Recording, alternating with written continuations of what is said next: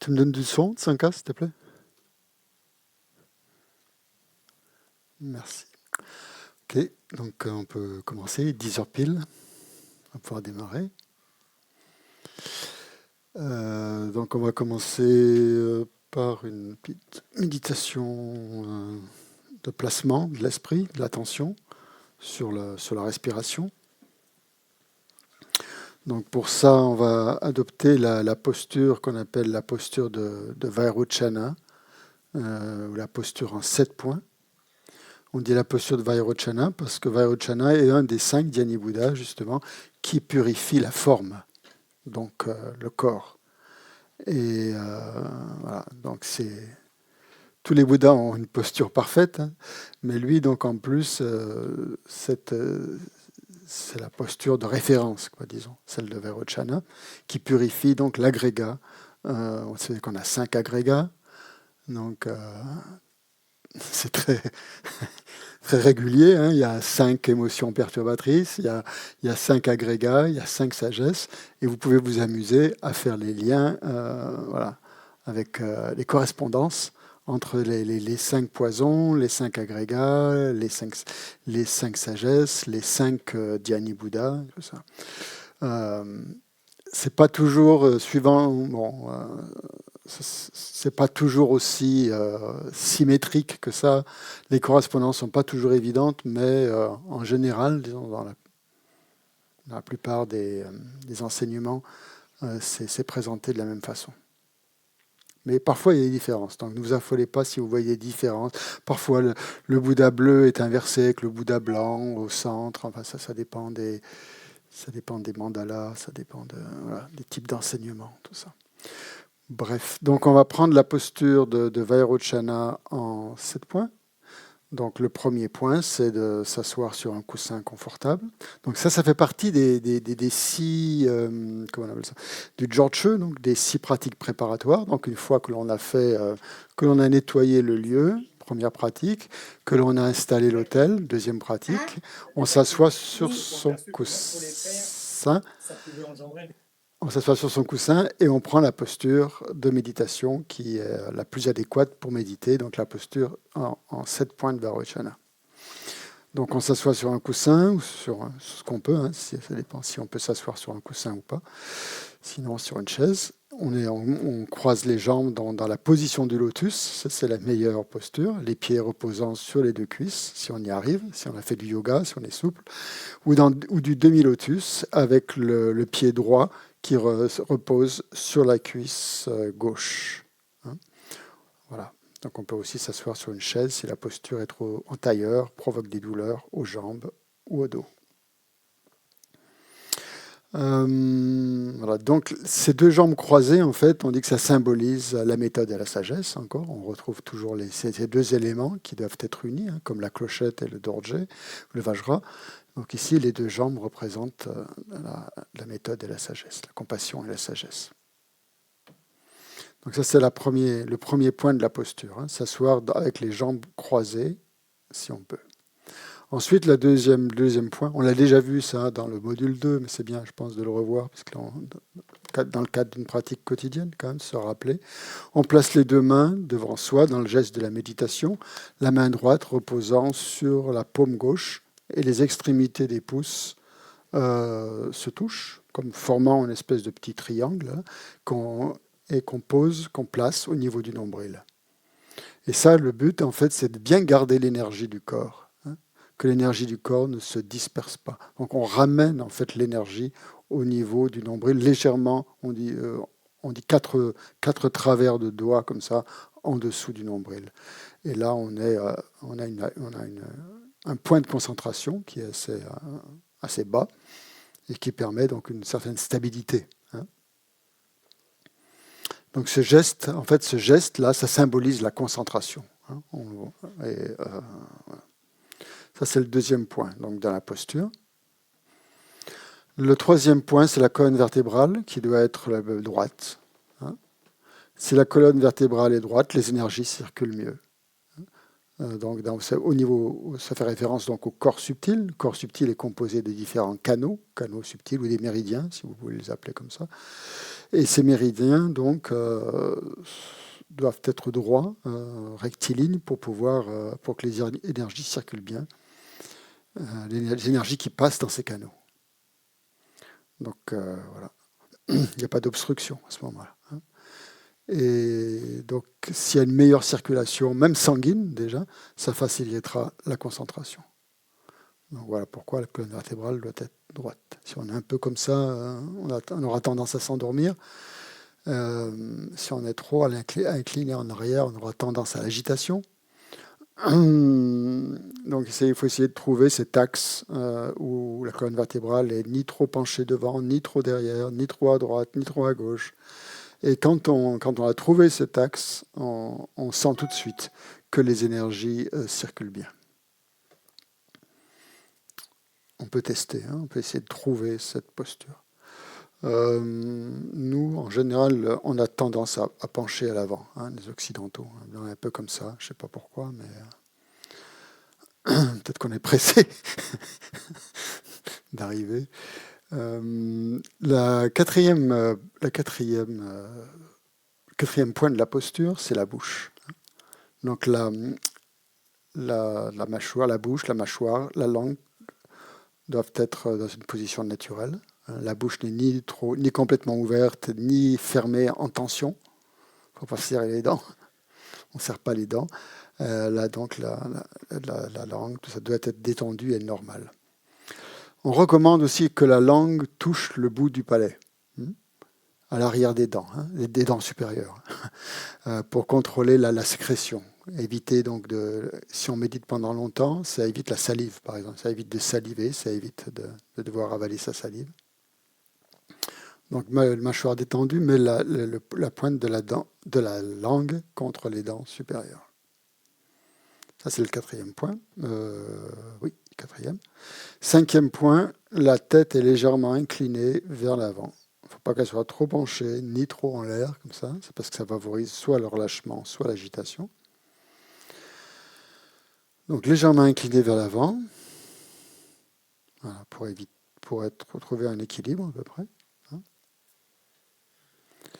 Ensuite, sixième point, les yeux mi-clos, c'est ça qui est recommandé, si on peut. Si on ne peut pas, on les ferme. Mais normalement, il faut garder les yeux mi-clos, enfin mi-ouverts, pour éviter là encore de s'endormir et laisser passer un filet de lumière. Et donc le regard est dirigé vers la pointe du nez, sans loucher, si possible. Ne développez pas de strabisme à cause de la méditation. Donc le regard est juste posé vers l'avant, au niveau du plancher, au niveau de ce qu'il y a devant, en suivant les deux ailes du nez. On fixe rien en fait quand on médite. On ne fixe pas un point sur le plancher, on reste juste le regard détendu. Septième point, les épaules. Les épaules sont relâchées. Les bras sont aussi relâchés et pas plaqués contre le corps, mais légèrement détachés du corps. Parce que si on a les bras trop proches du corps, ça empêche l'air de circuler. Et si l'air circule mal, ça va provoquer des déséquilibres. Généralement de l'endormissement. Donc voilà, ça c'est les 7 points qu'il faut observer quand on prend la posture de méditation. On en ajoute parfois un 8e. Le 8e, c'est la respiration, en fait. C'est de poser son esprit sur la respiration. Commencer par respirer naturellement et régulièrement, ou alors prendre plusieurs grandes inspirations et expirations pour vraiment sentir le souffle circuler dans les canaux. Voilà.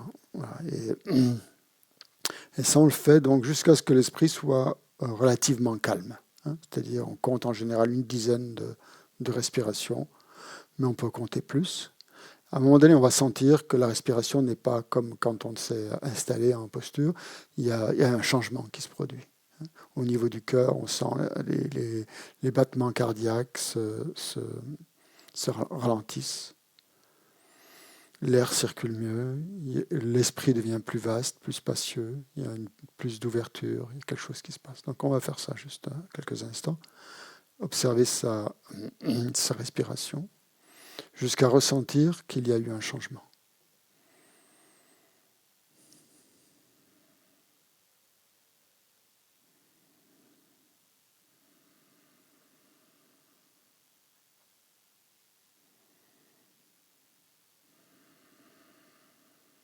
Détendez bien les épaules.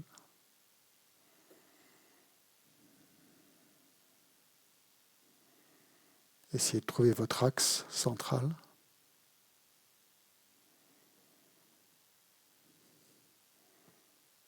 Gardez les yeux mi-clos si vous pouvez.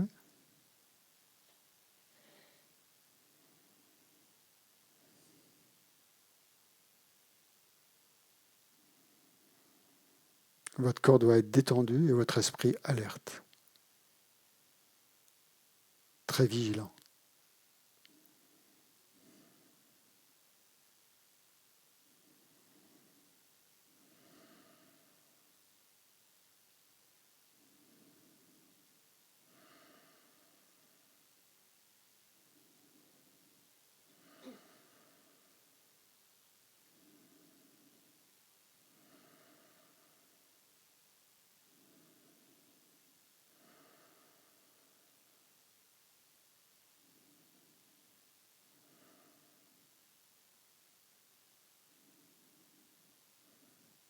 Ne changez rien volontairement à la respiration, laissez-la changer toute seule.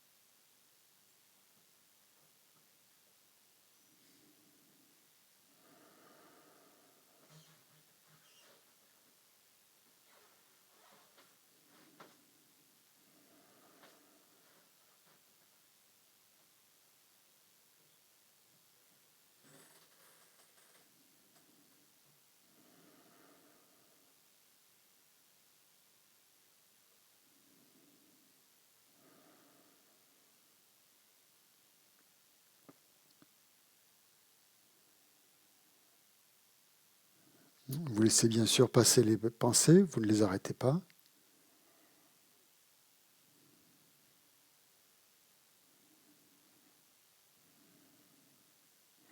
Et vous sentez à un moment donné que votre respiration ralentit et que votre esprit devient plus vaste, plus spacieux, plus clair. À ce moment-là, vous pouvez vous concentrer sur cette clarté mentale quelques instants et ressentir qu'en fait c'est votre esprit comme un vaste espace et que les pensées ne font que traverser cet espace comme des nuages dans le ciel.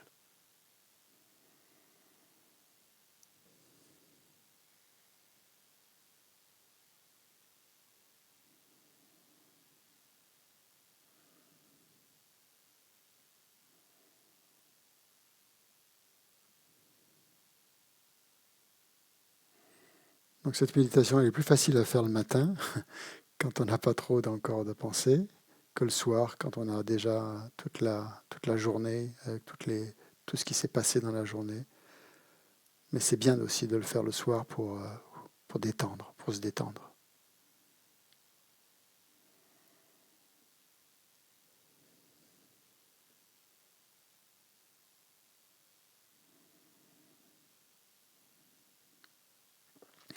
Bien, donc une fois qu'on sent qu'on est détendu, que l'esprit est assez clair, vaste, on peut établir la motivation. Donc pour ça, ce matin, au lieu de prendre les prières habituelles, on va prendre la méthode qui change une vie de souffrance en bonheur, qui est dans les compilations de prières de l'Institut Vajrayogini, et que je vais partager sur Zoom avec vous.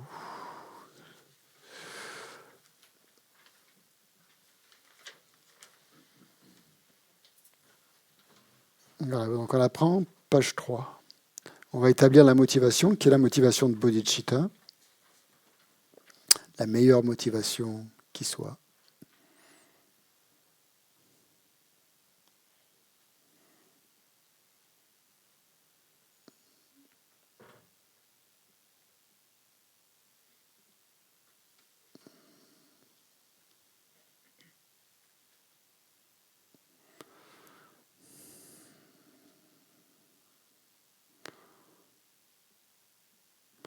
On le dit ensemble.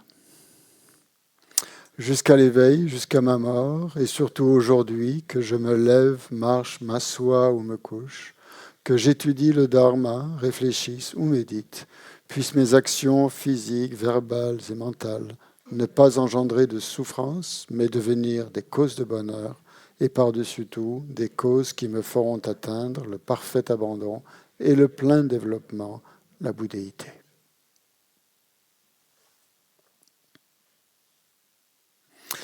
Et donc, quand on a établi cette motivation, là, dans cette prière-là, c'est à ce moment-là, ça peut être ailleurs, dans d'autres prières.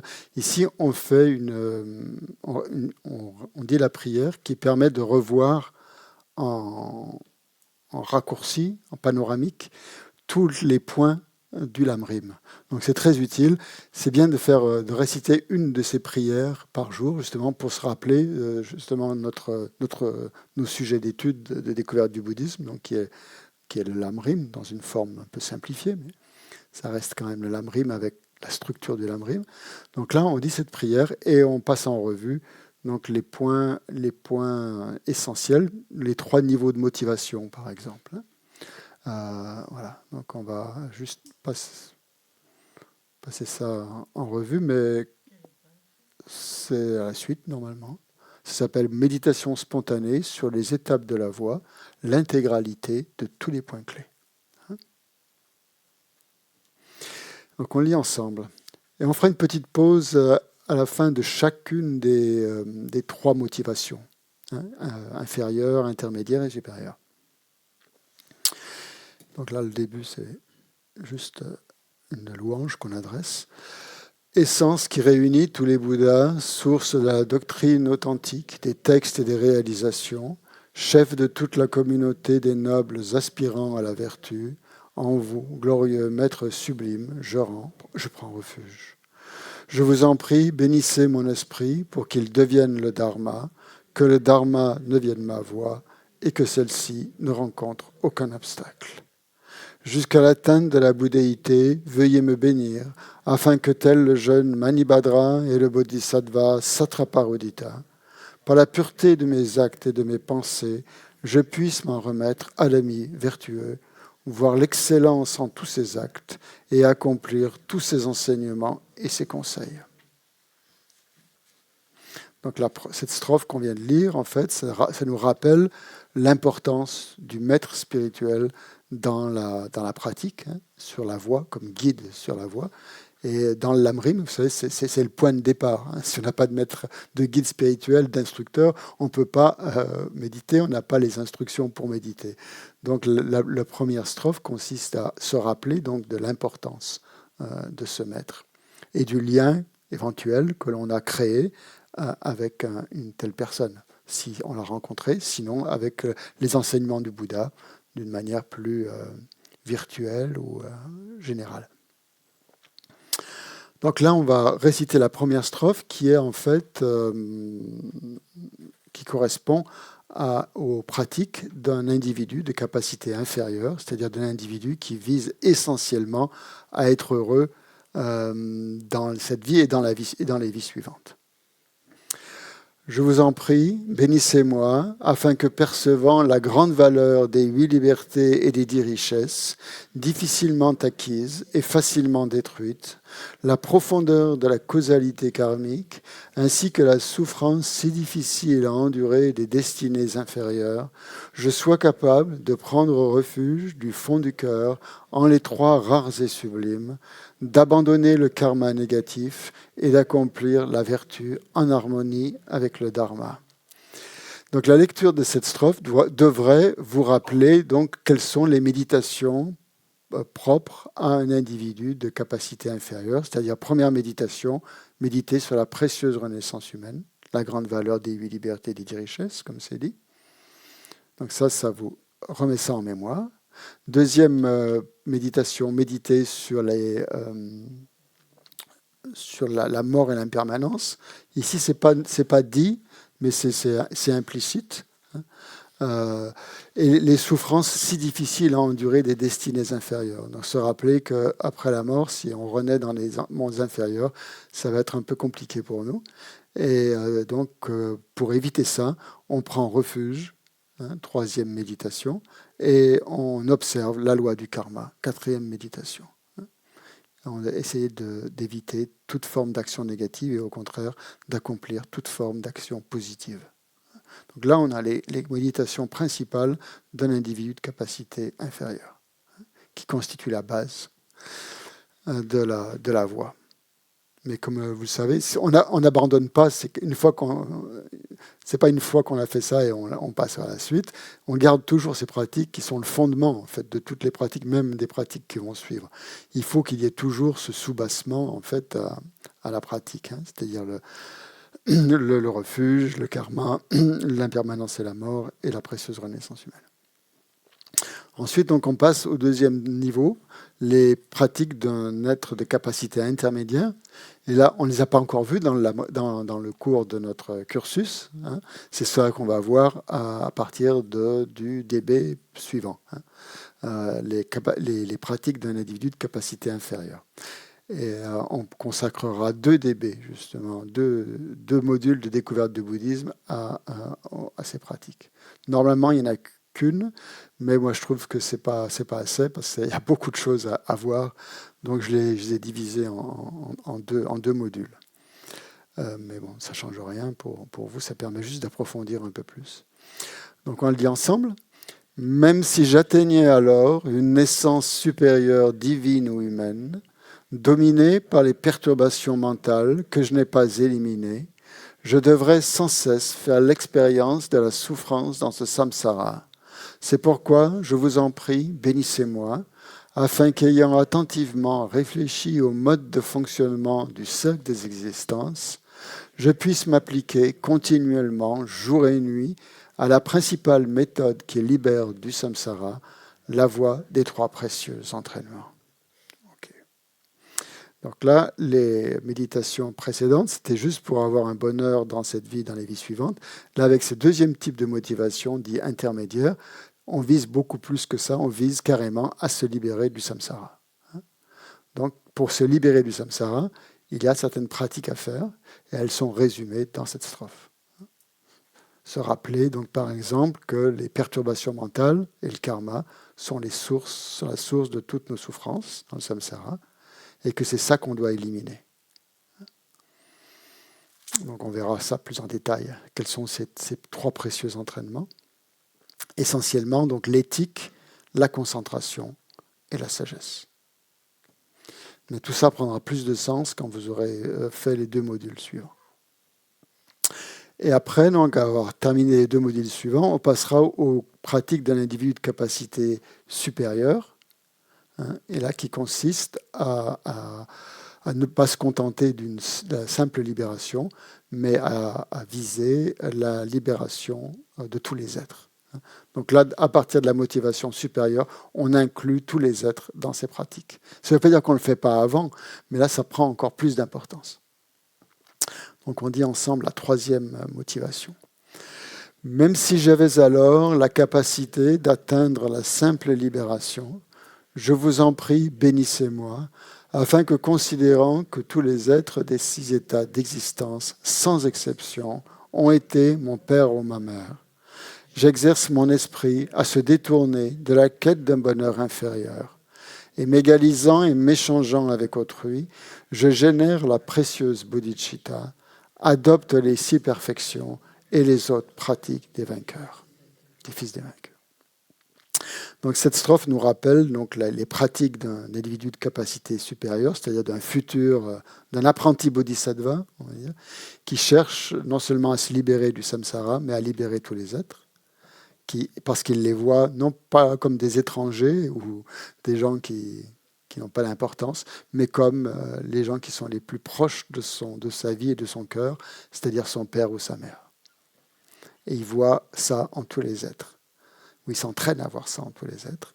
Et les pratiques principales, c'est ici l'égalisation et l'échange de soi avec autrui. Donc on verra quand on étudiera les 2 modules sur la bodhicitta, et pour engendrer cette fameuse bodhicitta, cet esprit d'éveil, à l'aide des méthodes qui conviennent. Et ensuite d'appliquer cette bodhicitta dans les 6 perfections, qu'on verra aussi par la suite. Donc là, vous voyez, c'est une pratique, c'est une prière très puissante qui nous rappelle, qui d'une part nous rappelle toutes les pratiques que l'on doit faire sur la voie d'une manière synthétique, et aussi, vous voyez, c'est une requête ou une prière en fait qui demande au maître ou au Bouddha ou qu'on a visualisé dans la strophe précédente là, quand on a fait appel à l'ami vertueux pour lui demander de ses bénédictions en fait, ou sa bénédiction pour qu'on soit capable, on le répète plusieurs fois, pour que je sois capable de prendre refuge, pour que je sois capable de me libérer du samsara et pour que je sois capable d'atteindre l'éveil, donc d'éliminer les obstacles en fait. Donc c'est une prière qui demande la bénédiction, bénissez-moi, on dit, répète, pour éliminer les obstacles, qui nous empêcheraient de réaliser tous ces points. Donc là, on peut faire après une méditation analytique sur un des points sur lesquels on est en train de méditer pendant le cursus, par exemple. Alors ensuite, on passe à la 4e. Donc là, la strophe suivante, c'est pas encore c'est à la fin. C'est quand on est un individu de capacité supérieure et que l'on a décidé de rentrer dans la pratique des tantras. La pratique des tantras. Donc avant, tout ce qui était dit, c'était la voie commune. Et maintenant, à partir de cette strophe, c'est la voie des tantras. Donc là, on verra aussi, ça correspondra à un module qu'on va étudier. Ce sera le dernier des modules du cursus, c'est l'introduction au tantra. Donc là où on verra ensemble qu'est-ce qui différencie la voie des tantras de la voie des sutras. Et voilà. Donc on lit ensemble. Après avoir exercé mon esprit à la voie commune, même si je devais faire l'expérience des souffrances du samsara pendant longtemps, sans en être lassé, je vous en prie, bénissez-moi, afin que, animé d'une compassion extraordinaire et irrépressible envers tous les êtres, je m'engage sur la voie rapide des enseignements du Vajrayana, protège mes vœux et engagements sacrés au péril de ma vie et atteigne rapidement l'état d'unification de Vajradhara en une courte vie de ces temps dégénérés. Donc la motivation à ce niveau-là, elle est encore plus forte que les motivations précédentes. C'est-à-dire qu'elle est fondée sur la motivation de bodhicitta. Et en plus de cette motivation de bodhicitta, il y a une notion de rapidité.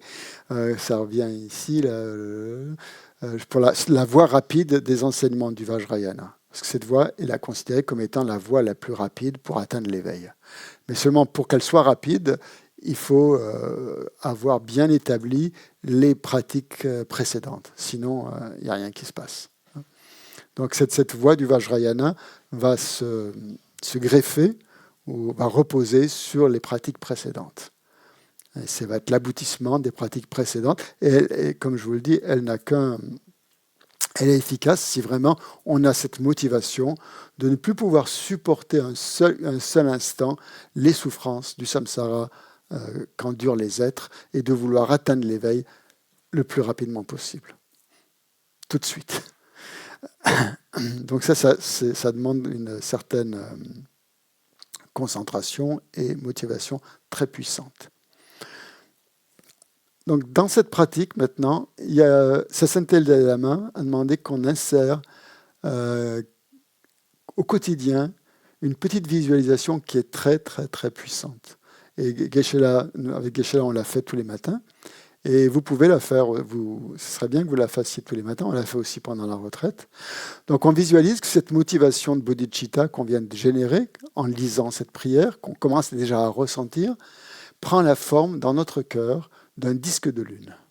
Donc on pense que cette motivation que l'on a de vouloir atteindre l'éveil pour le bien de tous les êtres, même si elle n'est pas très forte encore en nous, si elle est encore embryonnaire, prend la forme d'un disque de lune posé verticalement dans notre cœur. Le cœur, c'est ici, le chakra du cœur, pas là, mais là, au centre. Et ce coussin, c'est comme un coussin, en fait, un coussin de lune posé dans notre cœur, à plat, et qui représente notre bodhicitta. Et couleur blanche, symbole de pureté.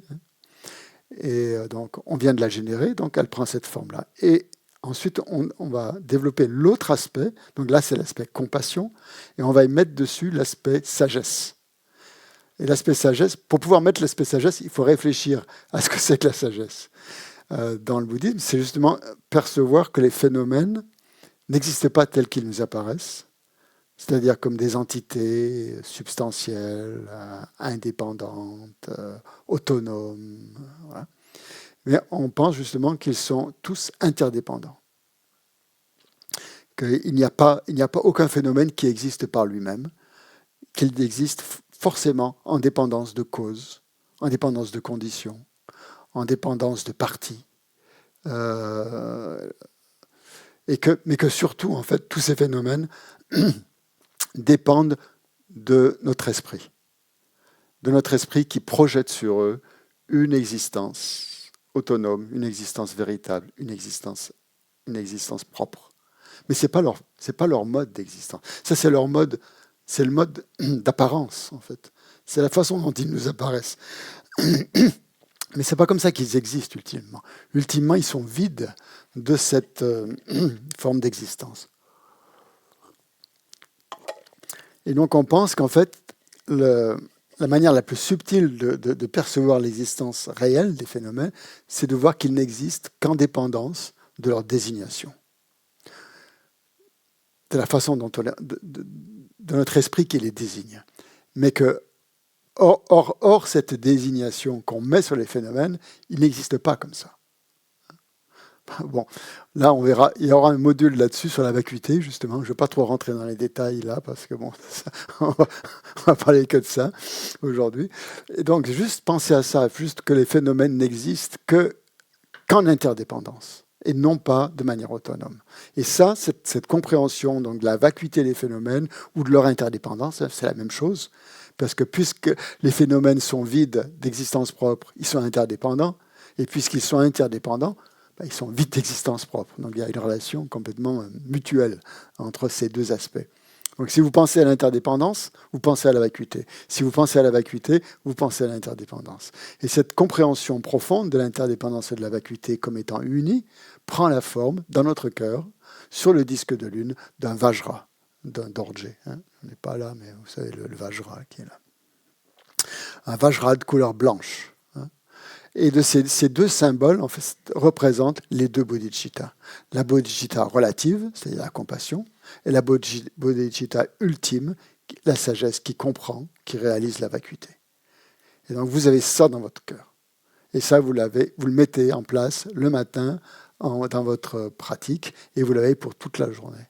Et vous pouvez passer toute la journée à vous relier de temps à autre à ces deux symboles qui sont dans votre cœur. C'est pas fini. De ces deux symboles partent des rayons de lumière qui sont compassion et sagesse. Et ces rayons de lumière blanches inondent, imprègnent toutes les parties de votre corps jusqu'aux atomes les plus subtils et vous bénissent complètement, transforment tout et vous devenez Bouddha. C'est-à-dire vos agrégats de la forme, de la sensation, de la conscience, des facteurs conditionnés, etc., sont complètement transformés en les 5 agrégats d'un Bouddha. Vous pensez que ces rayons de lumière vous transforment en un Bouddha et que vous devenez Bouddha, c'est-à-dire un être éveillé, complètement éveillé. Ensuite, vous pensez que ces rayons de lumière sortent par tous les pores de votre peau, rayonnent au-delà de vous, et ils vont toucher l'ensemble des êtres dans toutes les directions. Nord, sud, ouest, sud-ouest, intermédiaire, au-dessus, en dessous, partout. Comme un soleil, en fait, qui rayonne partout. Et ces rayons de lumière, avec à chaque extrémité d'un rayon de lumière, il y a un disque de lune et un Vajra dessus. Et tous ces rayons de lune et tous ces Vajras vont au contact de tous les êtres, vont toucher tous les êtres et les amènent aussi à l'éveil. Comment ça les amène? Parce que ces rayons de lumière purifient tout en eux, purifient leur voile karmique, purifient leur perturbation mentale, purifient leur voile cognitif qui les empêche de réaliser la vacuité. Tout ça, c'est complètement éclairé, illuminé en tous les êtres, et ils atteignent eux aussi l'éveil. Et là, vous restez dans cet état, quelques instants de grande joie, en fait, où vous avez atteint l'éveil, tous les êtres ont atteint l'éveil. C'est comme l'aboutissement, en fait, de votre pratique. Et déjà là, on a vraiment une introduction au tantra. Les tantras, vraiment, ça consiste à déjà se projeter dans l'état que l'on va atteindre quand on sera éveillé. C'est-à-dire qu'on va pratiquer le résultat au moment de la cause. Dans les sutras, je fais une petite digression, là, les sutras, on met toutes les causes les unes après les autres, ou en même temps, pour pouvoir, dans le futur, avoir les résultats. Dans les tantras, déjà, avec ces deux symboles, on met les résultats au moment de la cause. C'est-à-dire que les résultats et la cause sont mélangés. C'est pour ça que ça va plus vite, parce qu'on se projette déjà dans l'état du fruit, en quelque sorte, l'état de que l'on a déjà atteint l'éveil. Voilà, donc ça on peut faire ça à ce moment-là, quand on a développé la bodhicitta, grâce à cette méditation analytique, ou pas vraiment analytique, mais en tout cas juste de réflexion, sur les points principaux du Lamrim. Et là, donc, on a la base, vraiment.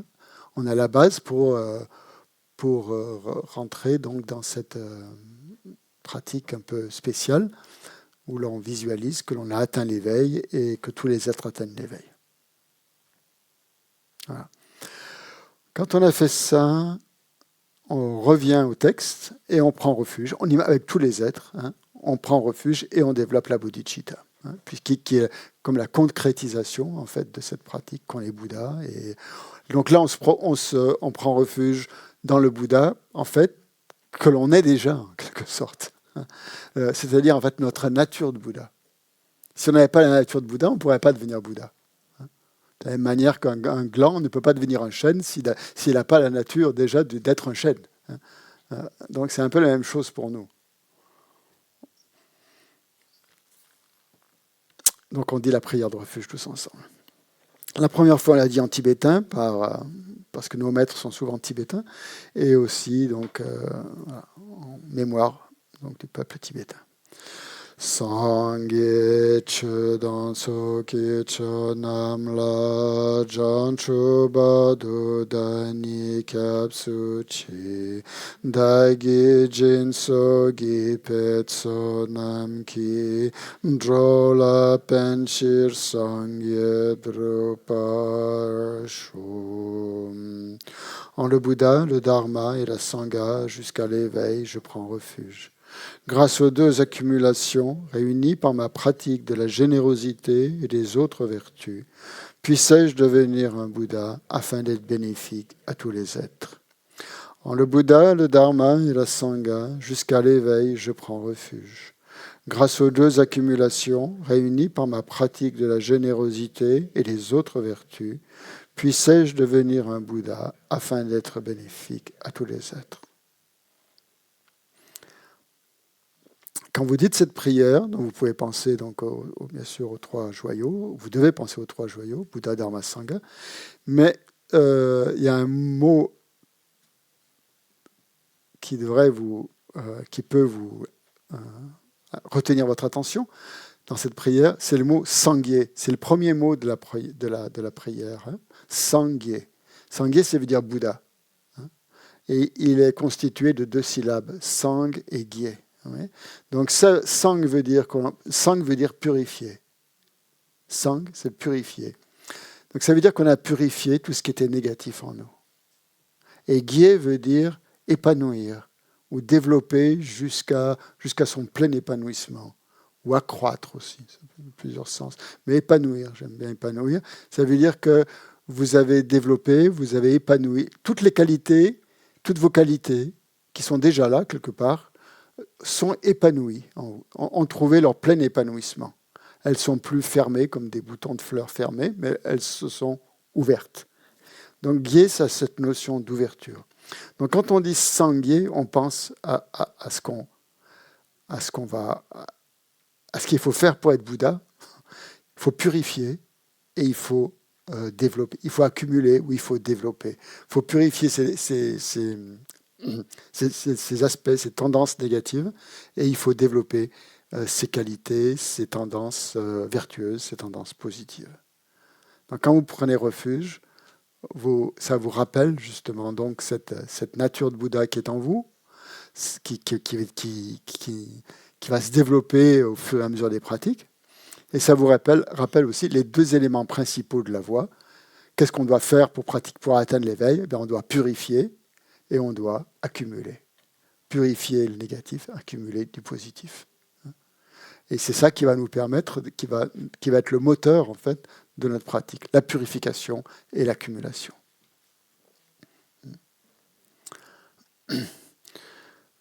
Accumuler mérite et sagesse et purifier tout ce qui n'est pas conforme à la voie, nos perturbations mentales, etc. Donc ça a déjà un grand sens hein, quand on récite cette prière de refuge. Donc une fois qu'on a fait ça, on peut, pour la journée, puisqu'on va rencontrer des gens, on va parler au téléphone, etc., on va bénir la parole. Donc pour bénir la parole, on pense d'abord, on commence par purifier aussi le jeu. Le jeu auquel on adhère, vous savez, ce jeu égoïste qui est la cause de tous nos problèmes. Ce jeu égoïste, on le fait disparaître. On pense qu'il n'existe plus, on l'envoie dans l'espace, hein, ou on l'élimine. Et on le dissout dans la vacuité, si vous préférez, c'est la même chose, et en pensant qu'il n'a pas d'existence propre. L'existence qu'on l'on donne à ce jeu, elle est complètement fausse. C'est comme une hallucination. C'est comme si on vivait dans une totale hallucination en croyant que ce jeu-là qu'on a, ce moi, existe vraiment. Et toute notre vie, est basée sur une idée fausse, en fait, que ce jeu existe vraiment. Certes, il existe, on a besoin d'un jeu, mais il n'existe pas comme on le perçoit. Donc toute la pratique va nous consister à voir, justement, à purifier cette perception du jeu, cette fausse perception du jeu. Mais on pense déjà qu'on la purifie et que ce jeu, donc, qui aurait une existence propre, n'existe plus. Et donc, voilà. Et donc à ce moment-là, on peut apparaître non plus sous la forme d'une personne ordinaire qui a un jeu, qui a un ego bien dur et bien solide et bien gros, comme un être céleste, un être, pas vraiment céleste, mais une déité, on va dire. Quelqu'un qui a purifié tous ses agréables, comme un Bouddha, voilà, puisqu'on a atteint cet état. Donc on apparaît sous la forme d'un Bouddha. Donc là, suivant après là où on en est dans la voie, on peut se visualiser sous la forme d'une déité. Mais pour ça, il faut avoir reçu une initiation. Donc si vous n'avez pas reçu d'initiation, vous ne pouvez pas vous méditer sous la forme d'une déité. Vous devez rester... Ça ne veut pas dire simplement rester ordinaire, mais pensez que justement, vous avez cette nature de Bouddha, et que cette nature de Bouddha, c'est ça qui s'exprime maintenant. Sur votre langue apparaît la lettre A qui se transforme en un disque de lune. Donc on fait la visualisation, sur lequel apparaît la syllabe Om blanche, entourée par les voyelles Ali de couleur blanche, disposées dans le sens des aiguilles d'une montre. Donc on essaie de visualiser ça.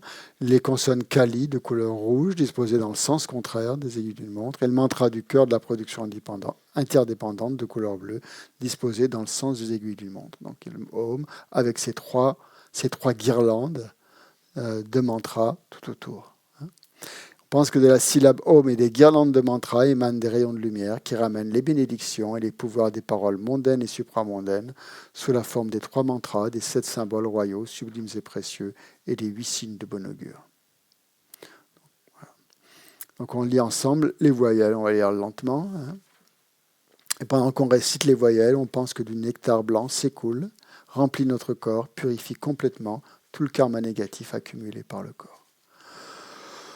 Om ha hi hi ho ho re re le le he he ho ho ha ma so ha.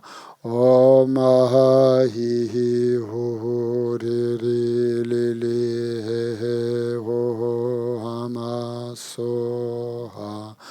Om ha hi hi ho ho re re le le he he ho ho ha ma so ha. Consonne. Nectar rouge, purifie les fautes de la parole.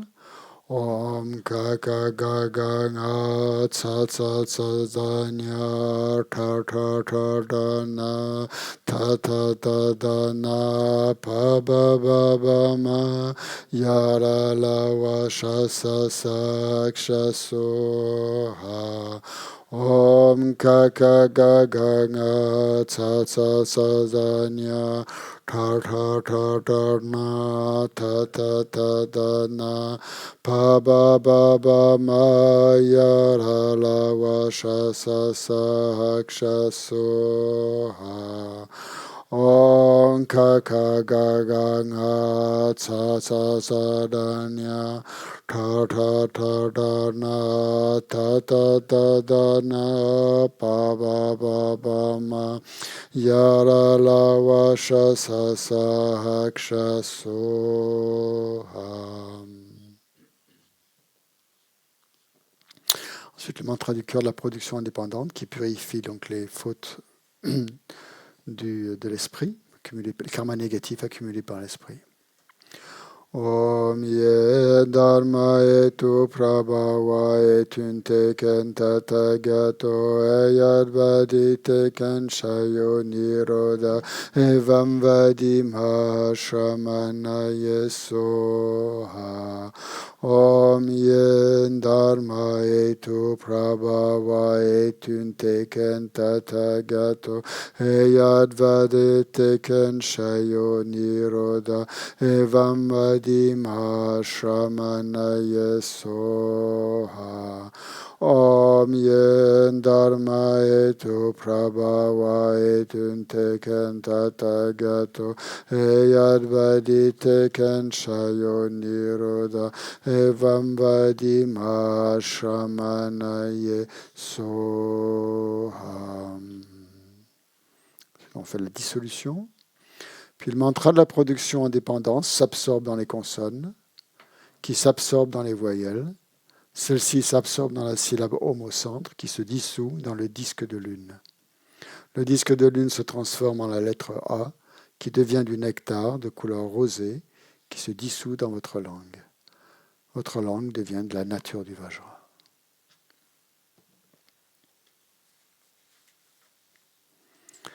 Puisse ma parole être dotée du pouvoir de ceux allés en béatitude, par le pouvoir émanant de ces paroles glorifiées, que tous les êtres soient disciplinés. Quelles que soient les paroles que je prononce, puissent toutes ces actions s'accomplir instantanément. On passe au mantra quotidien. Donc si on a un mala, j'en ai pas là sur moi, on le met dans la main droite ou dans les deux mains et on récite. Om Rotse Ramani Pravataya Om Om Ruchiramani Pravataya Om. Om Ruchiramani Pravataya Om. Om Ruchiramani Pravataya Om. Om Ruchiramani Pravataya Om. Om Ruchiramani Pravataya Om. Om Ruchiramani Pravataya Om. Donc notre parole et le mantra donc, bénissent notre rosaire. On souffle dessus. Ensuite, le mantra qui augmente la vertu. Om Sambara Sambara Bhimana Saramahajawa Om Om Mara Mara Bhimana Karamahajawa Om Om Sambara Sambara Bhimana Saramahajawa Om Om Mara Mara Bhimana Karamahajawa Om Om Sambara Sambara Bhimana Saramahajawa Om Om Mara Mara Bhimana Karamahajawa Om Om Sambara Sambara Bhimana Saramahajawa Om Om Mara Mara Bhimana Karamahajawa Om Om Sambara Sambara Bhimana Saramahajawa Om Om Mara Mara Bhimana Karamahajawa Om Om Sambara Sambara Bhimana Saramahajawa Om Om Mara Mara Bhimana Karamahajawa Om Om Sambara Sambara Bhimana Saramahajawa Om Om Mara Mara Bhimana Karamahajawa Om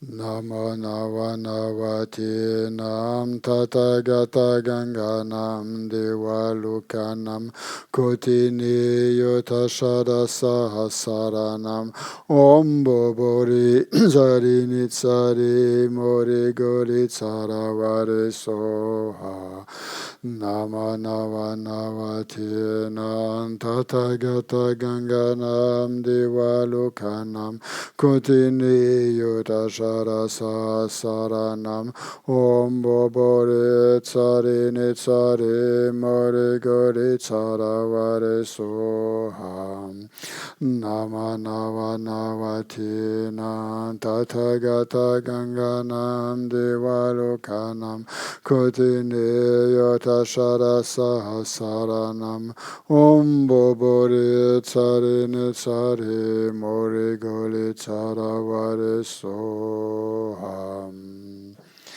Om Riyade Savatata Gatari Daya Gabe Zola Dharma Datu Garbe Sangharana Ayosam Shodaya Papam Sarvatata Gata Samandra Unisha Bimale Vishuddhe Soha Om Riyade Sarvatata Gatari Daya Gabe Zola Dharma Datu Garbe Sangharana Hayosam Shodaya Papam Savatata Gata Samandra Vonija Bimale Vishuddhe Soha Om Riyade Sarvatata Gata Ridaya Garbe Zola Dharma Datu Garbe Sangharana Ayusam Shodaya Papam Sarvatata Gata Samandra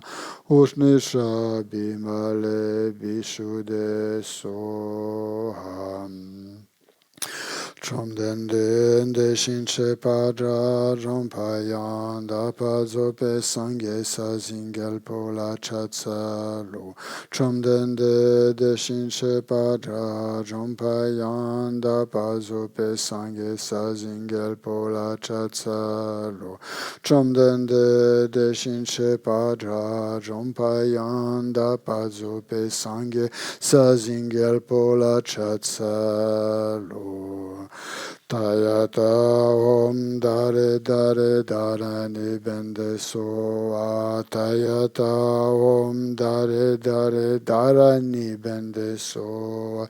Tayata om dare dare darani bende soa. Dam sheduni sashita semala some patan la tanyam beduye ranshin jambone gyuchik la damiye chupenze Gösu Shamtan Yege Chön Gön San Chöchin La Nam He Nam Ke Kam Gön Ga Gyoche Om Namo Bhagavate Vajrasava Pamadane Tathagataya Arate Samyak Sambuddhaya Tayata Om Vaje Vajema Vajema Didya Vajema Vidya Vajema Bodhicitta Vajema Bodhimando Prasamkramana Vaje Sarva Karma Varana Vishodhana Vajaye Soha Om Namo Bhagavate Vajrasarva Pamadane Tathagataya Harate Samyak Sambuddhaya Tayata Om Vaja Vajema Vajema Teja Vajema Vidya Vajema Bodhicitta Vajema Bodhimendo Prasamkramana Vaje Sarva Karma Varana Vishodhana Vajaye Soha Om Namo Bhagavate Vajrasarva Pamadane Tathagataya Harate Samyak Sambuddhaya Tayata Om Vaje Vajema Vajema Tidya Vajema Vidya Vajema Bodhicitta Vajema Bodhimendo Prasamkramana Vaje Sarva Karma Varana Vishodhana Vajaye Soha.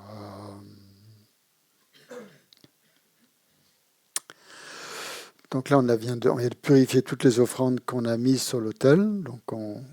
Et à ce niveau-là, donc de la pratique, on entre dans le quatrième point du Jorche, des pratiques préliminaires. Et on fait ce qu'on appelle un Guru Yoga. Donc ici, on ne va pas faire le Guru Yoga qui est à la suite des prières du livret, qui est donc dédié à la Matsongkhapa. Dans le cadre des découvertes du bouddhisme, on fait le Guru Yoga qui est dédié au Bouddha Shakyamuni. C'est ce qu'on a fait en retraite. Et donc ça, vous allez le trouver dans votre livret doré, à la page 163, je crois. Je ne sais plus trop. Je vais regarder dans le livre des prières. C'est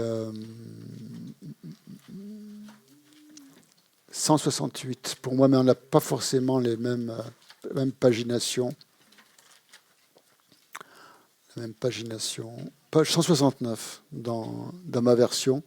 Sinon, vous l'avez à la table des matières. Sinon, vous allez à la table des matières, vous regardez une pratique de méditation quotidienne, comment méditer sur la voie progressive vers l'éveil. 169, c'est ça? Donc, je vais la partager aussi sur Zoom avec vous. Voilà, c'est ça. Une pratique de méditation quotidienne.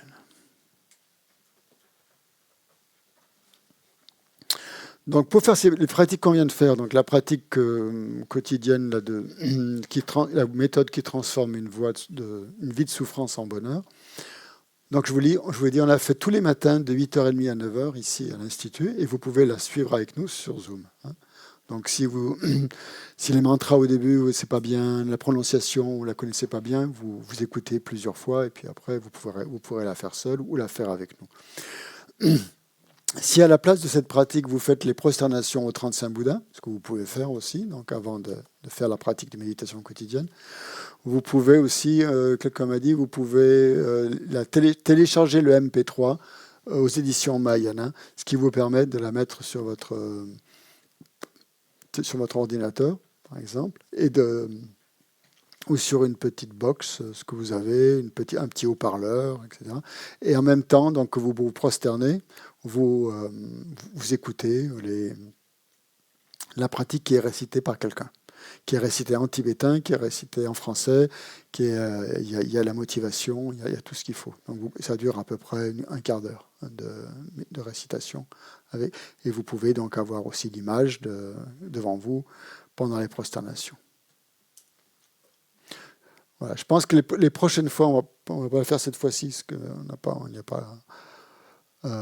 le temps, mais les fois prochaines, pour les autres découvertes de bouddhisme, on pourrait faire cette pratique des 35 Bouddhas avant la session de 10 heures. C'est-à-dire soit avant le petit déjeuner, soit après. C'est mieux de faire avant. Hein. Il y a des tendances. On la fera avant. Parce que, voilà, avant le petit déjeuner, on pourrait la faire, disons, à 8 heures. Non, peut-être ça va faire tôt pour... C'est vrai que c'est un petit peu encombré, il y a beaucoup de tables, mais après on peut faire des prosternations courtes. Hein. On peut y arriver. Hein. On peut pousser les tables et après les remettre, c'est vite fait. Hein. Voilà. On verra ça. Ouais, il y a toujours des solutions, exactement. On verra ça. Et vous, donc, si vous êtes sur Zoom aussi, vous pouvez, avant la session de 10 heures, à l'heure qui vous convient, soit avec nous, on mettra peut-être le Zoom. On ne mettra pas le Zoom, non. Sanka me fait signe. En fait, on doit discuter un peu plus largement avec l'autre équipe, tu vois. Ouais, on ne diffusera pas sur Zoom. Vous pouvez faire ces pratiques chez vous, voilà, suivant à l'heure qui vous convient. Parce que de toute façon, sur Zoom, c'est un petit peu difficile avec la caméra de tout mettre, je sais pas. En fait, on doit réfléchir un petit peu parce que ça implique plusieurs choses et plusieurs membres dans l'équipe. Donc on essaiera de faire, pour les prochains cursus, pour les prochains modules des découverte bouddhisme, on essaiera de faire 35 Bouddhas le dimanche matin et Vajrasattva le samedi soir. Ça permettra d'avoir les deux purifications dans la journée. Dans le week-end, pardon. Donc, où est-ce que j'en étais? Donc, si vous faites, donc après avoir fait les 35 Bouddhas ou avoir fait la récitation de la méthode, on commence ce qu'on appelle la méditation proprement dite. Voilà. Et donc, avant d'attaquer la méditation proprement dite, il y a une motivation que l'on doit réciter, que l'on peut réciter. On peut le faire d'une manière brève. Ces motivations, il y a beaucoup de mots. Hein. Parfois, on n'a pas envie de réciter tous ces mots. C'est pas, si on a le temps, on peut le faire, bien sûr. Mais on n'est pas obligé de réciter exactement tout ce qui est dit. Hein. On peut aussi mettre ses propres mots dans les prières. Hein. C'est pas parce qu'il y a toutes ces phases, disons, toutes ces prières sont données pour vous permettre justement de vraiment asseoir votre motivation et qu'elle soit la plus juste possible. Une fois qu'on a pris l'habitude, qu'on connaît bien le contenu de ces prières, on peut simplement les dire d'une manière abrégée et ça prend donc beaucoup moins de temps que de les lire en entier. En fait, pourquoi il y a toutes ces prières? C'est pour vous assurer pour s'assurer qu'on a généré la bonne motivation. Et j'ai remarqué que ça dépend dans quel état d'esprit on est. Parfois, on n'a pas le temps, on n'a pas envie de réciter tout ça, et on a plutôt envie de passer vraiment à la pratique principale. Bon. Parce qu'on on doit travailler. Donc, dans le cadre d'une retraite, c'est bien. Hein, on a le temps, on peut réciter toutes ces prières et prendre du temps pour poser son esprit dessus. quand on est dans la vie de tous les jours, on ne peut pas faire exactement les mêmes choses avec autant de concentration et autant d'insistance que pendant une retraite. Ça, il ne faut pas essayer de le faire, sinon ça va créer beaucoup de tension et vous allez vous dépêcher, vous allez être en retard pour ceci, pour cela. Après, vous allez... Voilà. C'est pas très juste, c'est pas très bien de faire comme ça. Il vaut mieux en faire moins, mais le faire bien, que de vouloir en faire trop et le faire à toute vitesse. Hein. C'est pas judicieux. Oui. Donc, voilà. Donc là ça prend beaucoup de temps parce qu'en même temps, j'explique et tout ça, mais allez quand même...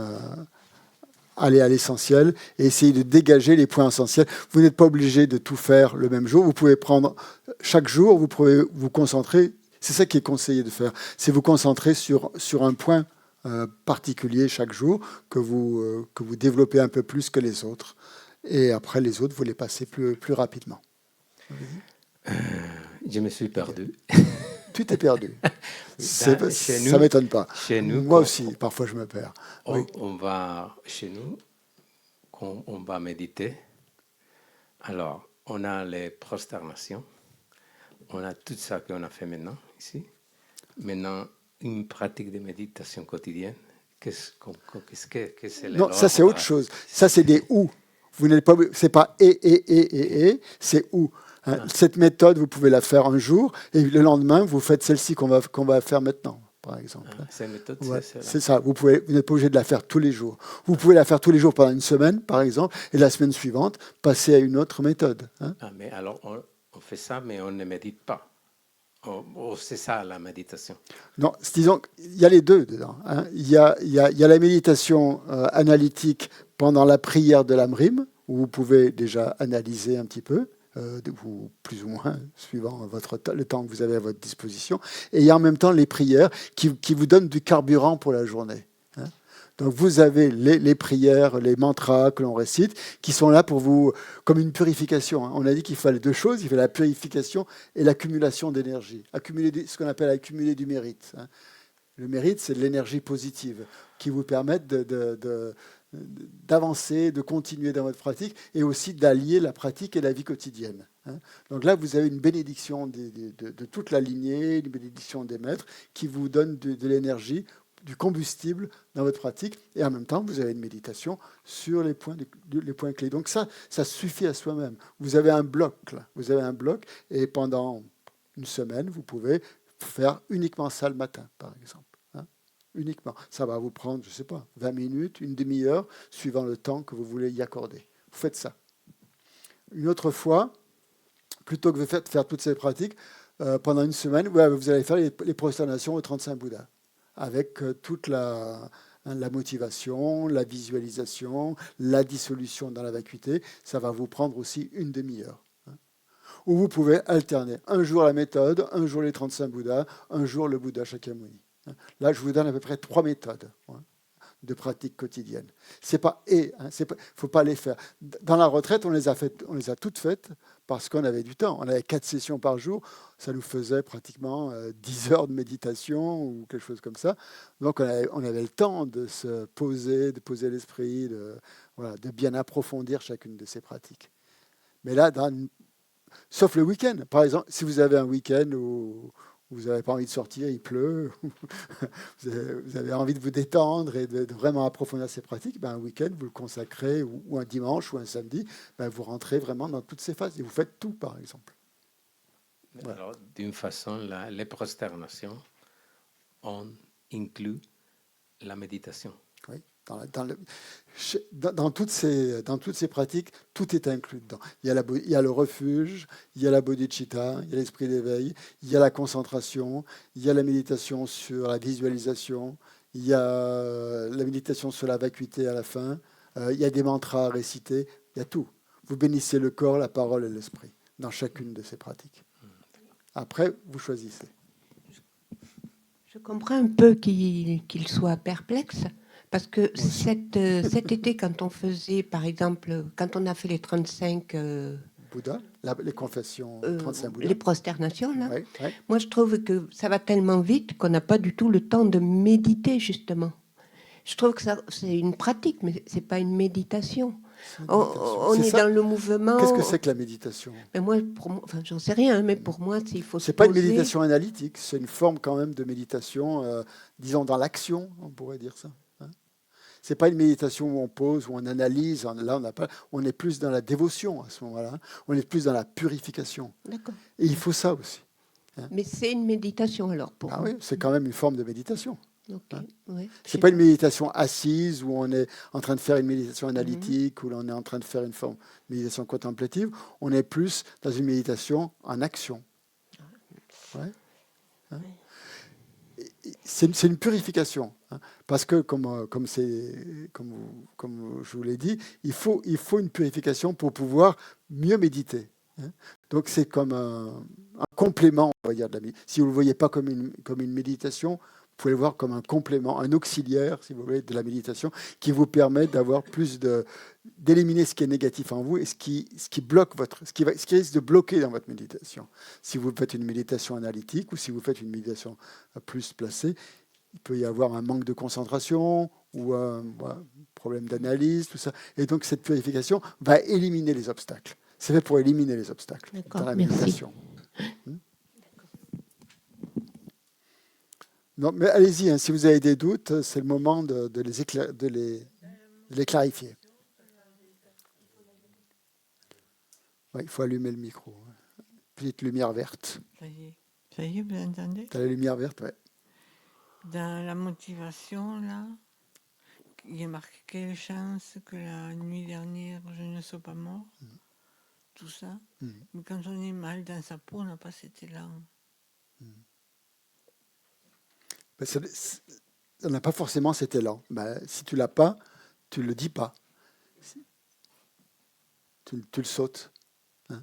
Si tu sens que... Mais ça peut aussi donner de l'élan. Oui. Ça dépend des jours. Ça peut donner de l'élan. Si tu sens que ça te déprime, de penser à la mort, saute. C'est pas que je pense à mort, c'est que je comprends pas du tout. Tu comprends pas quoi? Eh bien, la chance d'être vivant. Comment? La chance d'être vivant. Tu comprends pas la chance d'être vivant? Non. Non. Tu ressens pas, tu veux dire. Oui. Tu le ressens pas. Oui. Hein? Ouais, c'est qu'il y a quelque chose qui bloque quelque part, hein, qui t'empêche de le ressentir. Peut-être des prosternations ou des récitations de mantras, de Vajrasattva, vont débloquer des nœuds ou des blocages qui vont te permettre de mieux apprécier ça. Hein? C'est qu'il y a quelque chose qui bloque. Donc il faut que tu débloques ce truc. Il faut que tu trouves le moyen de débloquer ça, d'une manière ou d'une autre. Soit en récitant des mantras, soit en visualisant le Bouddha Shakyamuni, différentes pratiques. Et puis tu verras, à un moment donné, c'est comme un nuage qui est un peu bloqué là. Puis à un moment donné, ça va partir. Parce que rien n'est permanent. Rien. Tout est impermanent. Donc même ce blocage, même ce qui t'empêche là, ce qui te voile, ce qui t'obscurcit, à un moment donné, ça va partir. Donc il faut penser que ce n'est pas là tout le temps. Puis parfois, de dire des mots, eh ben, ça déclenche les états d'esprit. Hein. Les mots, ils sont là pour ça. Hein. Les mots, ils sont là pour nous aider aussi à nous mettre dans une certaine état d'esprit. Hein. C'est pour ça qu'il y a tous ces mots, pour nous aider. Hein. Parfois, les mots, c'est trop. Je suis d'accord, on peut pas, il y en a trop. On n'a pas envie de les dire. Mais parfois, si on fait l'effort de les dire, ben, il y a quelque chose qui se passe. Hein. J'ai remarqué qu'il fallait être très, très avancé, très, très, très, très avancé pour se passer complètement des mots. Et les mots sont là, pour des débutants comme nous, on a besoin de mots pour nous indiquer la voie. Hein. Mais comme on dit, comme disent les maîtres, comme a dit le Bouddha, les mots, c'est le doigt qui montre la lune. Ce n'est pas la lune. Il ne faut jamais oublier ça. Ce sont des mots, mais ils nous montrent le chemin. C'est comme si vous allez vous balader vous faites une randonnée, vous ne connaissez pas trop la voie, ben vous allez vous fier à toutes les balises. Vous allez faire confiance. Les balises, c'est comme des mots qui vous indiquent le chemin. C'est tout.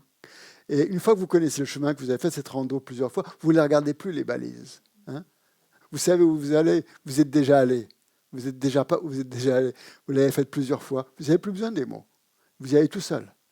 Mais au départ, quand on n'est pas suffisamment expérimenté, quand on a des doutes, les mots sont là pour chasser aussi ces doutes. Donc, il faut les utiliser quand et parfois c'est long, c'est vrai. Moins on est expérimenté, en fait, plus on a besoin de pratiques longues. Après, quand on a beaucoup d'expérience, les pratiques, on les fait en un claquement de doigts. La motivation, elle vient toute seule. Parce qu'en fait, ces mots, ils sont faits pour nous rappeler une expérience. Hein. Ils servent à ça. Hein. Donc, si on a déjà eu l'expérience, ben voilà, il suffit de penser à la précieuse existence humaine, une pensée, un quart de seconde, et tout de suite, vous avez ce qui tient en 3 paragraphes. Là. Mais bon, pour ça, il faut l'avoir médité. Hein, il faut déjà l'avoir. Donc c'est pour ça que seul un pratiquant vraiment qui est expérimenté peut se passer des mots. Donc moi, je conseille au départ quand même de rentrer un petit peu dans les mots, de s'imprégner des mots pour avoir un ressenti. Et au bout d'un moment, ben, on pourra s'en passer. On va faire cette méditation-là. C'est-à-dire Oui, on va la lire, on va lire. Parce que j'essaie de la pratiquer chez moi et alors des fois je suis complètement paumée. Où est-ce qu'il est, Bouddha? En face de nous? Des fois au-dessus de nous quand le nectar se remplit? Il bouge de place et je ne comprends plus rien. Le Bouddha, il est partout, alors. Il est difficile à localiser. Il est partout en même temps. C'est comme, il est partout où tu veux qu'il soit. Donc c'est toi, tu le mets où tu veux, le Bouddha. Mais je sens qu'il n'est pas statique. Hein. C'est encore pareil. Hein. C'est comme, voilà. Donc tu peux le mettre en face de toi. Et bien le regarder. Tu le mets en face de toi. Quand tu as quelqu'un en face de toi, bah, tu le regardes. Hein. C'est facile à voir quand tu as quelqu'un. Tu le mets en face de toi, après. Et au début de la pratique, il va être en face de toi. Et il va te parler. Et tu vas rentrer en communication avec lui. Tu vas le regarder. Et voilà, il va y avoir comme un échange. Et après, pour recevoir sa bénédiction, tu vas visualiser que le Bouddha, il va venir au-dessus de ta tête. Il va bouger. Hein. Tu ne vas plus le voir en face. Il va venir sur un petit nuage, sur son coussin, sur son lotus. Il va venir se poser au-dessus de ta tête. Et là, tu vas sentir sa présence au-dessus de ta tête, hein, au-dessus de ton chakra coronal. Là. Il va rester là. Et là, il va t'envoyer plein de bénédictions qui vont rentrer dans ton corps, dans ton esprit, dans tout, partout. Et à un moment donné, troisième posture, troisième place du Bouddha, il va fondre en lumière. Hein, et en fondant en lumière, il va descendre en toi, il va fondre dans ton cœur. Donc là, le Bouddha, à ce moment-là, il est en toi. Hein, donc de l'extérieur en face de toi, au sommet de ta tête et en toi. Donc on peut dire qu'en gros, il y a trois endroits où tu peux visualiser le Bouddha. Et le nectar, ça se présente... Mais plus fort que tout le monde. Le nectar, ça se présente comment? Quelle couleur? Là, il est de couleur blanche. Ça dépend des pratiques. Couleur blanche ou couleur dorée. Alors, il y a deux... Jaune. Une fois, il y a marqué jaune. Voilà. Alors, ok. Il y a deux façons de visualiser le nectar. La première fois, quand tu veux purifier, quand tu demandes au Bouddha de purifier tes voiles qui t'empêchent de considérer, qui te bloquent, par exemple, tes blocages, tu imagines qu'il est de couleur blanche. Que c'est comme du lait, par exemple. Hein. Un lait blanc, une substance comme ça, comme très laiteuse qui pénètre en toi, goutte par goutte, ou comme un flot de nectar. Quand tu vas à la montagne, c'est les cascades, hein, les rivières, les cascades. Là. C'est tout blanc, ça descend en toi complètement. Tu es sous la cascade. Tu as la douche spirituelle qui te nettoie complètement le corps et l'esprit. Ça, c'est blanc, c'est nectar. Hein, blanc. Quand tu t'es bien purifié, que tu es complètement pur, à ce moment-là, tu peux recevoir le nectar couleur dorée. Et là, c'est toutes les réalisations du Bouddha qui rentrent en toi. Parce que tu es complètement purifié. C'est-à-dire toutes les réalisations de la voie, la précieuse existence humaine, la mort, l'impermanence, la vacuité, la bodhicitta, le renoncement, tout ça. Tout ce que tu veux réaliser. Tu es dans une pratique, j'aimerais bien réaliser l'impermanence, par exemple, de tous les phénomènes, ou ma précieuse existence humaine, ou voir que j'ai vraiment une précieuse existence humaine. Ben, tu visualises que c'est ça que tu reçois. Ce nectar, il te donne la capacité de réaliser directement, de la même manière que tu vois la Lune, sans un doigt qui la montre, réaliser directement ce point-là, ce thème-là, la précieuse existence humaine. que ta vie est précieuse, que tu es en vie. Voilà, ça, voilà. Ça débloque. Ça enlève les blocages. Merci pour ta question. Il y en a d'autres? Non? Sur Zoom? Donc là, en fait, je viens de vous expliquer la pratique quotidienne du Bouddha Shakyamuni en raccourci. C'est ça qu'on va y mettre. Il y aura tous les mots de la liturgie là qui vont être dits, mais en fait, c'est ça. On visualise le Bouddha. D'abord, là, il y a la motivation préliminaire qui est là, page 169. Ok. Ça, vous le faites. Visualisation. Il y a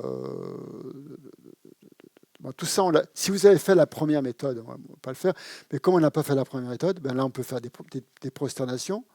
On peut adresser une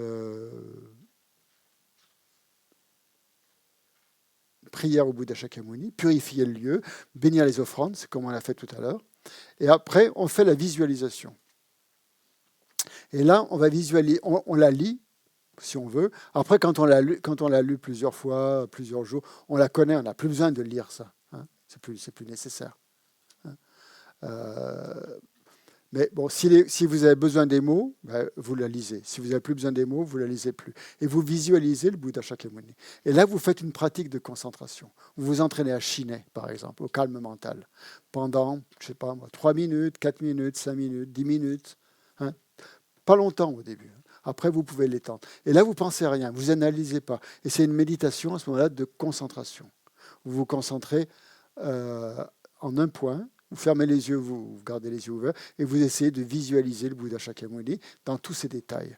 D'abord une forme globale, après les détails, vous essayez de... Voilà. Sans essayer de voir avec les yeux, mais plutôt en essayant de voir avec le mental. Comme si mentalement, vous peigniez en fait la forme du Bouddha Shakyamuni. Si c'est difficile, vous l'imaginez devant vous, sous une forme lumineuse. Et vous gardez votre esprit concentré là-dessus pendant 10 minutes. Vous ne suivez pas les pensées, vous pratiquez ce qu'on appelle shiner, le calme mental, shamatha. Donc ça, vous avez un entraînement à la concentration dans cette pratique, à ce moment-là. Une fois que vous êtes entraîné à la concentration, d'accord, vous faites une méditation sur le refuge. Il y a une très belle méditation sur le refuge. Très, très belle. Il y a plein de mots, on verra. Vous la lisez, cette méditation sur le refuge. C'est ce qu'on a fait pendant la retraite, exactement. Et après, vous prenez refuge verbalement. Une fois que vous avez bien visualisé le refuge, vous avez bien la motivation du refuge, vous récitez la... Namo Guru Bhaya Namo Buddhaya Namo Dharmaya Namo Sanghaya.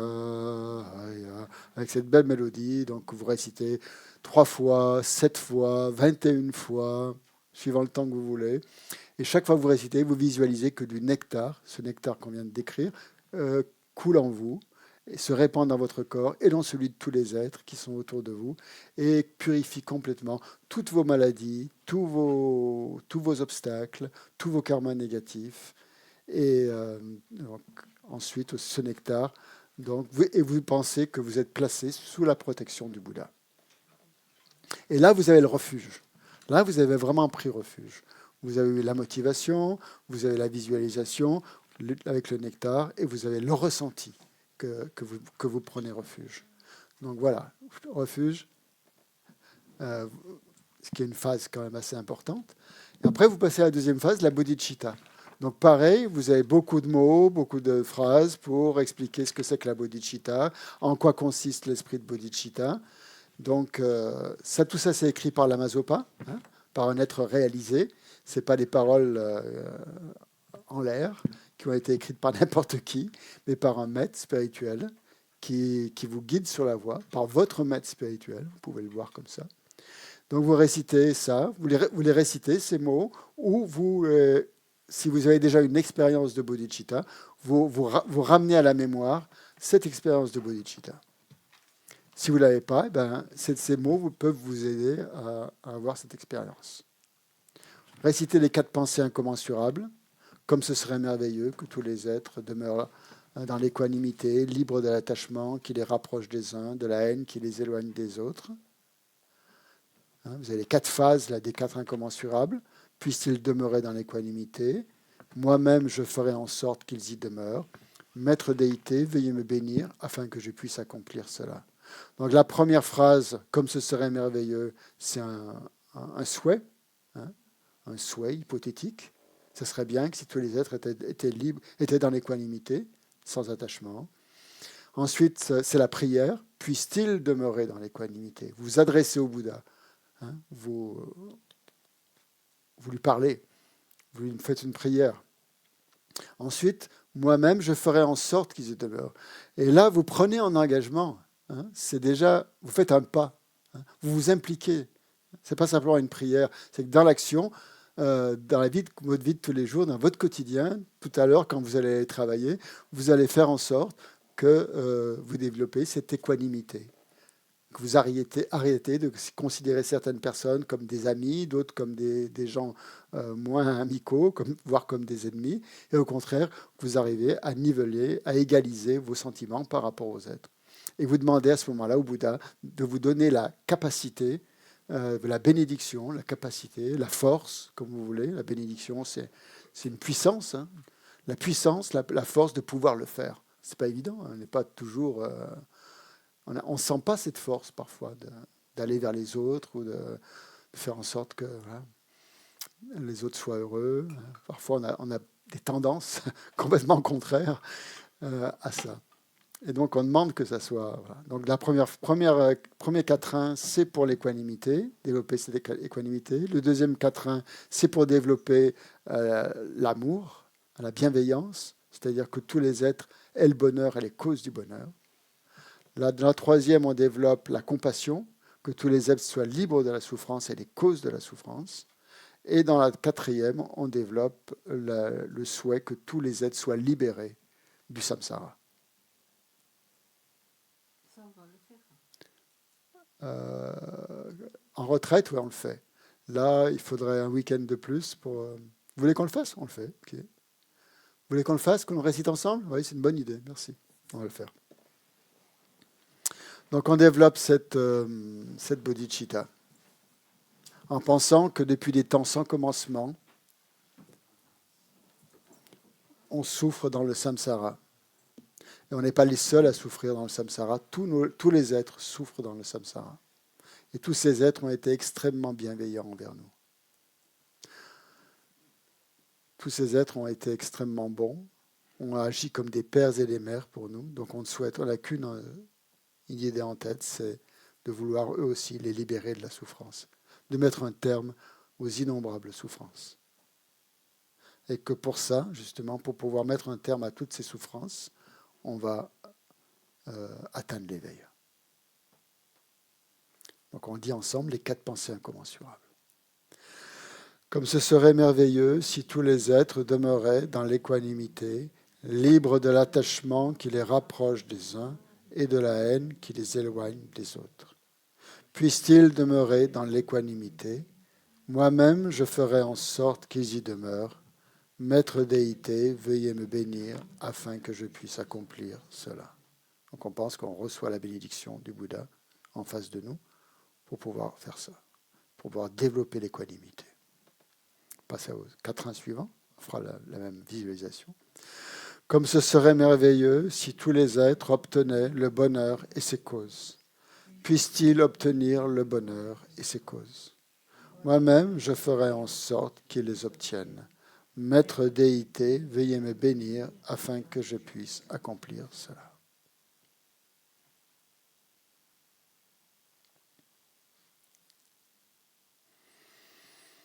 Comme ce serait merveilleux si tous les êtres étaient libérés de la souffrance et de ses causes. Puissent-ils être libérés de la souffrance et de ses causes? Moi-même, je ferai en sorte qu'ils en soient libérés. Maître déité, veuillez me bénir afin que je puisse accomplir cela. Donc vous essayez de ressentir ce souhait que tous les êtres soient libérés de la souffrance, en pensant à vous, en pensant aux êtres, à vos proches, tous les êtres.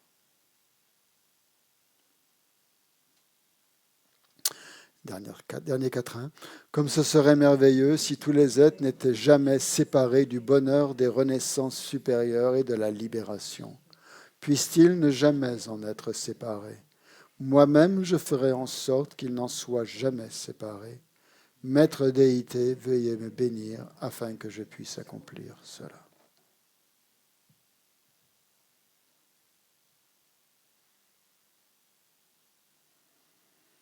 Et on termine par la bodhicitta un peu spéciale qui consiste à vouloir atteindre rapidement l'éveil, le plus rapidement possible. On dit ensemble. Tout spécialement, je dois rapidement atteindre l'éveil afin de libérer les innombrables êtres, mes mères, si bienveillantes, de l'inimaginable souffrance du samsara, ainsi que les causes de la souffrance, et les amener à l'éveil complet, sans égal.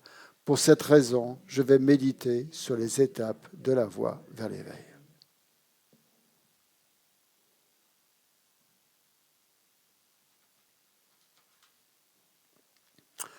Voilà, on va faire une pause jusqu'à 12h moins 10.